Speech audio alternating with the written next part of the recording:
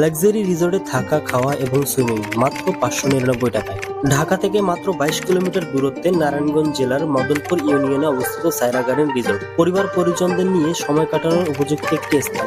যেভাবে যাবেন, ঢাকার যে কোনো জায়গা থেকে আসতে হবে গুলিস্তান, সেখান থেকে নারায়ণগঞ্জগামী যে কোনো বাসে আসতে হবে মদনপুর বাস স্ট্যান্ডে।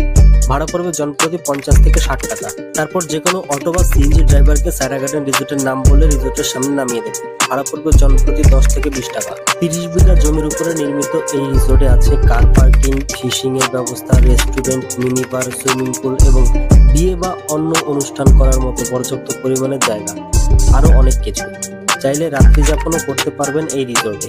ঢাকার ব্যস্ততম জীবনকে দূরে সরিয়ে চাইলে ঘুরে আসতে পারেন পরিবার পরিজনকে নিয়ে এই রিসোর্টে। ভিডিওটি ভালো লাগলে অবশ্যই লাইক কমেন্ট করবেন এবং এখনো আমাদের পরিবারে যুক্ত না হয়ে থাকলে সাবস্ক্রাইব করে দিয়ে যুক্ত হয়ে যাবেন। ততক্ষণের জন্য ভালো থাকবেন, সুস্থ থাকবেন। দেখা হবে নতুন কোনো ভিডিওতে। টাটা।